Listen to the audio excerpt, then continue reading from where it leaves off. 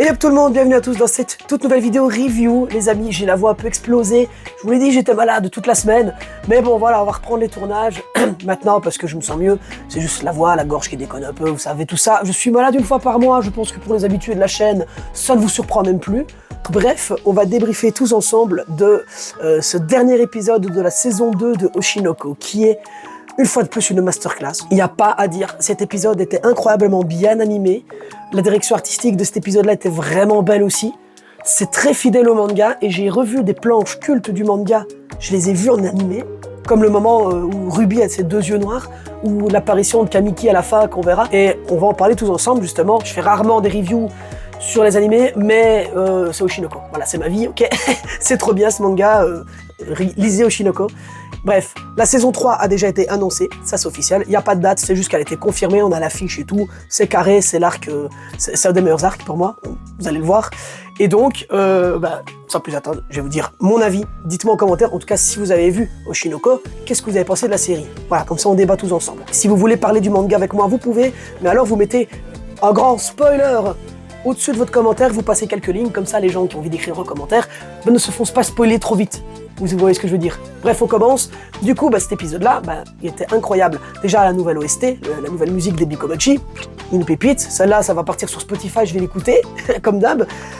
Première chose. Deuxième chose, par rapport aux yeux, et c'est là qu'il y a beaucoup d'animés où les yeux sont très importants. Dans Naruto, entre autres, dans Jujutsu Kaisen, dans Demon Slayer, c'est pareil aussi. Voilà, les yeux sont importants. Généralement, ça montre une émotion, ça montre un pouvoir, une évolution, quelque chose comme ça.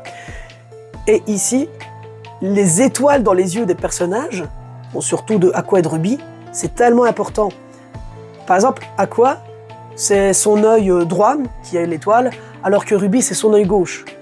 Quand on a vu qu'Aqua avait les deux yeux, enfin, elle avait les étoiles dans les deux yeux, on voyait qu'il était en mode vengeance.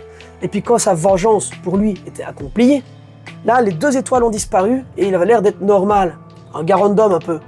Et c'est là que ça a fait la différence, avec Ruby cette fois-ci, qui non seulement a maintenant les deux étoiles dans les yeux, mais en plus, ce sont des étoiles noires. C'est des étoiles qui montrent vraiment la souffrance, qui montrent la vengeance, qui montrent la haine, la colère.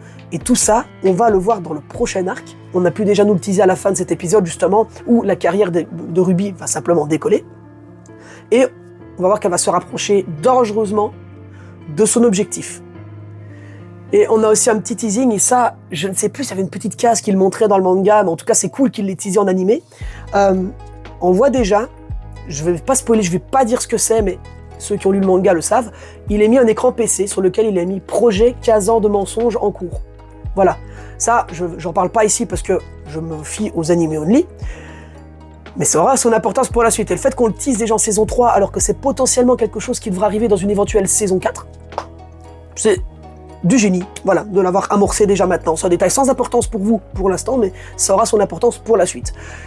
Donc, là, qu'est-ce qu'on peut dire? C'est que Ruby est complètement dépassée par les événements, le fait qu'elle retrouve le cadavre de Goro Amamiya, le docteur qu'elle aimait quand elle était petite.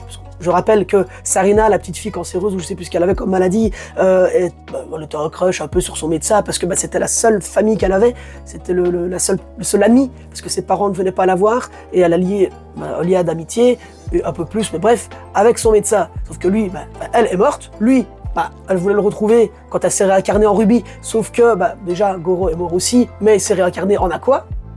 Ils ne le savent pas. Et donc c'est ça qui est beau, parce que à quel moment la Ruby sera assouvie. En fait, à quel moment elle pourra se dire qu'elle peut vivre en paix.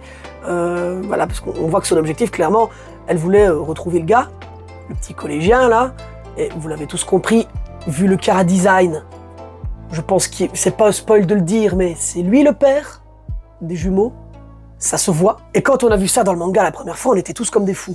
Bref.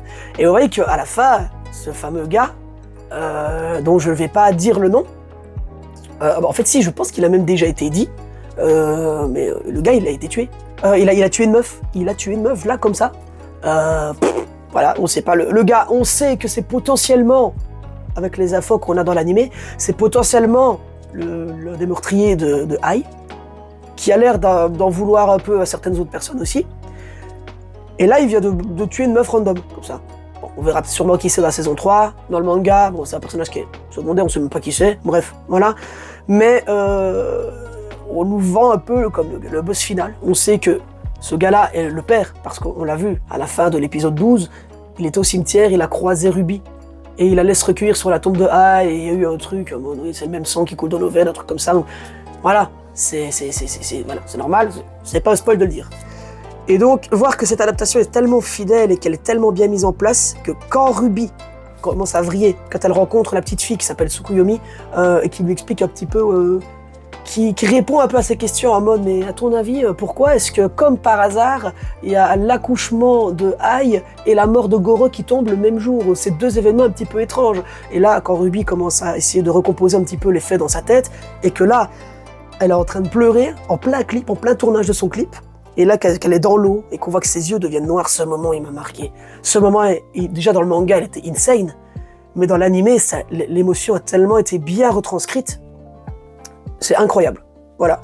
Vraiment, je ne suis pas du tout déçu de cette adaptation. Et ça me fait vraiment chier que l'anime soit fini pour le moment, parce que bon, là, on avait My Hero Academia le samedi, on avait Oshinoko le mercredi, mais bon, voilà, ça a été déplacé le dimanche pour ce dernier, le créneau horaire n'était pas le même. Mais voilà, maintenant, pour me rattraper le dimanche, enfin le samedi plutôt, j'ai Blue Lock et Blue Exorcist, et voilà, le dimanche, je sais pas trop ce que j'ai, mais j'ai pas toujours le temps de regarder tout le samedi, donc le dimanche matin, je me pose tranquille, voilà, je regarde mes trucs. Dites-moi en commentaire d'ailleurs ce que vous regardez. J'ai fait une vidéo planning des sorties, des grosses sorties vraiment animées du mois d'octobre. Donc voilà, dites-moi en commentaire qu'est-ce que vous allez regarder et qu'est-ce que vous attendez avec impatience. On voit aussi le développement de la relation Aqua et Akane. Voilà, moi, si je dis Akane, justement, bon, c'est cool de les voir potentiellement ensemble. Voilà, ils ont l'air heureux. Aqua a l'air beaucoup plus épanoui, beaucoup plus apaisé. Il a l'air de ne plus trop vouloir entreprendre sa revanche. Et là où ils vont au temple et qu'ils prient, et que Ruby lui dit faites que Aqua retrouve le meurtrier rapidement, parce que Akane avait laissé quand même un peu planer le doute, en mode oui, il cherche à retrouver quelqu'un, mais c'est peut-être un acteur connu, ouais, lui aussi il a ses idoles et tout ça, alors que Ruby a très bien compris. Parce que Ruby est intelligente, et elle connaît aussi Aqua, c'est son frère. Et justement par rapport à ça, le parallèle est intéressant de voir qu'en fait, on a l'air de voir très clairement que Aqua a juste envie de se poser, a juste envie de vivre sa relation avec Akane, de la protéger, et il en a marre un peu, il commence à fatiguer de porter un petit peu le poids du monde sur ses épaules, de vouloir protéger tout le monde. Voilà, je rappelle, Aqua, c'est Goro Amamiya, c'est le mec qui a vu Ai mourir, enfin, c'est le mec qui s'est fait tuer à cause de Ai, en partie, il s'est réincarné, il a vu Ai mourir. Le mec, il vit dans le seum, dans la vengeance, tout le temps en fait. Et dans la peur de perdre Ruby, par la même occasion. Donc, pour une fois qu'il peut s'épanouir, voilà. Donc, désolé pour ceux qui shippaient un petit peu ensemble Aqua et Kana. Voilà, pour le moment, ça se dirige vers Akane. Voilà, c'est pour mon plus grand plaisir, bien évidemment. Et donc, encore une fois, dites-moi en commentaire avec qui vous préférez voir Aqua. Hein. Team Akane, Team Ruby, dites-moi tout. Et donc voilà, je pense qu'on peut s'attendre à la saison 3, forcément, pas avant 2025, hein, en octobre 2024. J'aurais envie d'espérer un petit avril maximum, avril 2025, ça me semble être bien. Ouais bon, c'est vrai que ça semble un peu short maintenant, le prochain arc. C'est un arc qui est quand même assez important, mais je pense qu'il peut être plié en 12 épisodes. En suivant le manga, c'est pas l'arc le plus long. Surtout que le manga est court. Pour le moment, le tome 13 va bientôt sortir chez nous. Au Japon, je crois qu'il y a le 15 qui est sorti. Et le manga, on arrive vraiment dans les tout derniers chapitres et on est dans l'équivalent du tome 16 qui sortent au Japon dans les Jump. À quoi est-ce qu'on peut s'attendre ? Moi, je pense qu'en avril 2025, mars-avril, ces eaux-là, on aura la saison 3. D'ici là, le manga sera largement déjà fini. Il va y avoir aussi le live action de Oshinoko justement, donc avec des vrais acteurs. Ça, j'ai vraiment hâte de voir ce que ça va donner. Les cosplays, quelles actrices vont interpréter les waifus un petit peu, comment va être le jeu d'acteur. Le gars qui va faire Aqua, est-ce qu'il va réussir à faire ressentir le côté un peu psychopathe manipulateur d'Aqua? Ça, j'espère voir ça justement, et que ce soit pas juste un puceau japonais, comme on le voit dans beaucoup de live action, c'est pour ça que je dis ça. Mais voilà, j'ai confiance parce qu'Oshinoko est une grosse licence désormais. Oshinoko, d'ailleurs, pour petite anecdote, je vous glisse ça comme ça, mais Akasaka, donc c'est le scénariste, on va dire, c'est le deuxième à avoir dépassé le milliard de lectures sur le shonen au Japon, c'est qui est assez rare, parce que le premier à avoir fait les 1 milliard de lectures, c'est Oda de One Piece, le mangaka de One Piece. Donc vous voyez que le gars quand même, Aka Akasaka, c'est un mec. C'est la dessinatrice Mengo Yokoyaki. Ouais, c'est une fille. Bref, mais vous voyez quand même que ce duo-là cartonne. Faut se dire que Aka Akasaka, il a quand même fait Kaguya-sama Novi Soir. Maintenant, il a fait Oshinoko, qui fait que des bangers aussi. Mais là, voilà, il sait comment ficeler un scénario et il sait aussi comment ne pas foutre en l'air une licence. Parce que j'ai peut-être pas encore vu l'animé Kaguya-sama, mais de ce que je sais, j'entends que du bien de l'animé. Voilà, bon, après les choix scénaristiques dedans, oui, j'entends des passages qui sont peut-être pas ouf, mais voilà, il sait comment gérer son manga, et il sait comment gérer une licence, et je pense qu'il va pas les foutre en l'air la licence Oshinoko en faisant un live action avec un casting de merde. Voilà, moi j'ai confiance en cette adaptation live action, et je pense que c'est ce qu'on aura à se mettre sous la dent d'ici à la fin du manga, et d'ici la saison 3. Justement, voilà. Dites-moi en tout cas ce que vous avez pensé de cette saison 3. Cette saison, mois d'octobre, s'annonce riche. En tout cas, là, je vais aller voir l'épisode de Blue Lock et faire une petite review qui sortira dans les jours à venir. Voilà, mais parce que Blue Lock saison 2, voilà, j'adore. Très impatient de voir ça. Et du coup, n'hésitez pas à lâcher un petit pouce bleu, ça me fait extrêmement plaisir. Et à vous abonner à la chaîne pour ne pas manquer les prochaines vidéos. Bientôt, je vous ferai certainement une grosse annonce sur la chaîne, donc ne manquez pas ça. Et quant à nous, les amis, on se retrouve bientôt pour une prochaine vidéo. C'était Skippy. Allez, bye tout le monde. ストライカーだ。夢はもういい。